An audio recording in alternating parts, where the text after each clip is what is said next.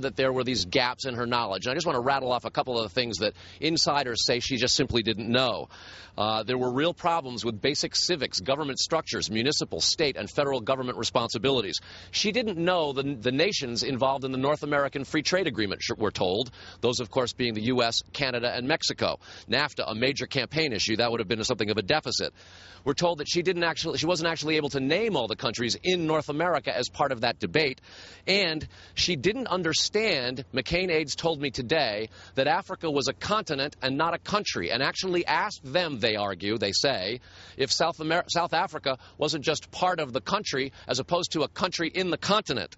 They go on to say that she didn't understand the idea of American exceptionalism, a classic principle of Wilsonian doctrine that says that the United States is exceptional in the world and has therefore a very special role in leading the globe. Yeah, all of these things caused great doubts. Okay, so her frame of reference in history and geography and current events was weak, according to your sources.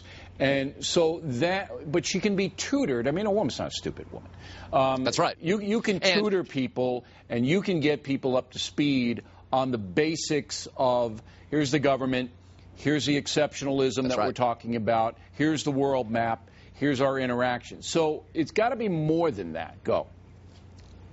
Well, one of the things that happened was she took a little bit of interview preparation before the Charlie Gibson ABC News interview, and by most accounts that went fairly well, although she was left a little bit irritated by some of the questions and the general reporting of that interview. But then the Katie Couric interview came, and for that she refused interview preparation. It didn't go well, and she blamed ostensibly Nicole Wallace, a senior advisor who had in fact worked for CBS with Katie Couric and had organized some of that interview. And then the rift began to really sort of unfold. But let's get specific. That here. Refusal of debate prep caused some problems. All right, so she didn't want to be bogged down with a lesson before Ms. Couric talked to her.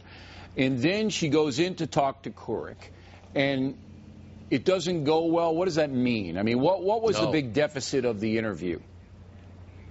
Well, in fact, McCain aides will argue that there were no unfair questions from Katie Couric, though the reporting of the interview might have been snarky and an example of sort of mainstream media beating up on a Republican conservative and a woman. Right. They argue that the questions from Couric on the merits weren't unfair.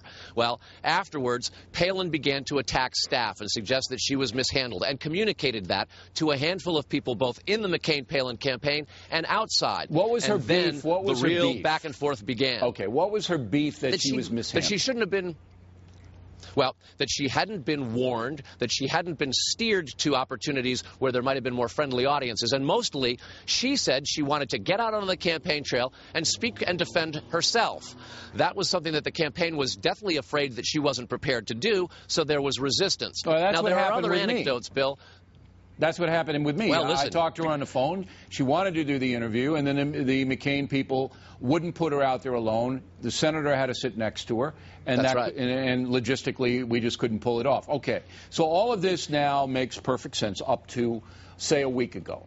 Then there were reports that Sarah Palin herself, under the pressure, and she was under enormous pressure, started to crack.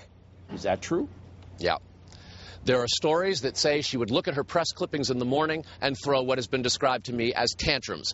The way I understand it, there were times when she would be so nasty and angry at staff that they would virtually be reduced to tears. There was the throwing of paperwork and things of this nature. And a whole series of descriptions, anecdotes all, from the McCain campaign and other insiders' side of it, that suggest a certain level of performance that they were caught off guard by. One of the more infamous stories that's now come out is there was a time when McCain staffers went to collect her at her hotel room, and she had just stepped out of the shower and essentially met them wrapped in a bathrobe.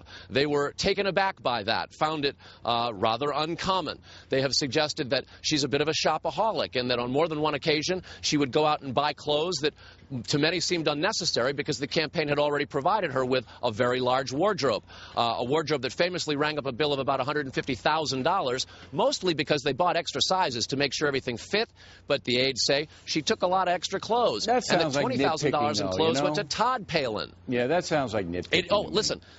There's a lot of backbiting that's going on here, not just between the McCain staff and Palin, but also within the McCain staff. And last week, Randy Schooneman, the former foreign policy advisor for the McCain campaign, was fired for allegedly leaking some of the backbiting about Palin. He is reported to have been a real Palin fan and didn't like the fact that they were nailing her and talking behind her back. He put it in the newspapers, and for that he was fired. Well, at the last minute, the McCain campaign and Senator McCain himself said, let's not make it public, let's keep it quiet. That's not the kind of message that they want. He had been under fire for a chaotic campaign that was often sort of contradicting itself and wrapped up in this type of pettiness. It was almost omnipresent in the staff in the final week, notwithstanding Senator McCain's campaigning barnstorming at a frenzied pace around the country. This was something that the campaign staff says was unprecedented. Well, it certainly doesn't sound like a great situation. I'm sure there's a book in it for somebody. Hey, Carl, we appreciate the good reporting. Thanks very much. In a moment.